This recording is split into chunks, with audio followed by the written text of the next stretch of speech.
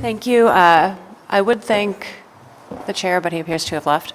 Thank you to the committee for hearing me speak. I want to speak, I think others have spoken very well and cogently about the question of masks. I want to speak very briefly about the provision of this bill that would make it unlawful for persons to carry, possess, or wear masks or protective clothing or equipment designed to minimize the risk of injury from deadly weapons.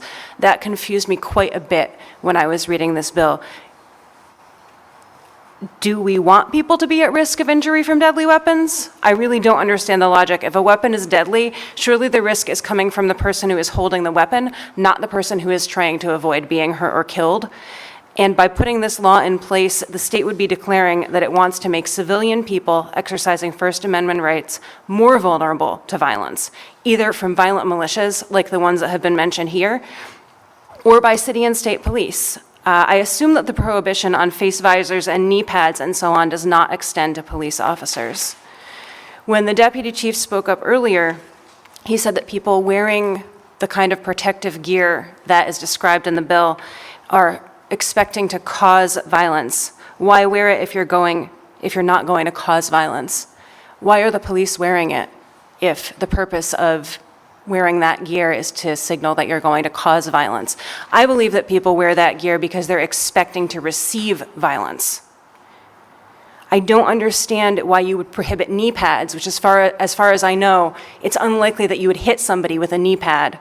I don't understand why you would prohibit knee pads unless you wanted it to hurt more when a police officer or a fascist forced someone to their knees. I don't understand why you would want it to hurt more when a police officer or a fascist forced someone to their knees, and I don't understand why the people of this state, as represented by the people sitting here, would want to increase violence and the effects of violence. And that is what this law will do. If you pass it, that is what you're saying you want for our state. You're saying you have no problem with people who initiate violence and who come to our communities intending to stir up violence, but that you want to punish people who try to minimize its effects on ourselves and our communities. I believe that passing this bill will make it easier for fascists who do both advocate and perpetrate violence to operate if you pass this bill. And I believe that you'll also make it easier for police officers who do abuse their public trust to do so. I really urge you to reject this bill, and I thank you very kindly for your time.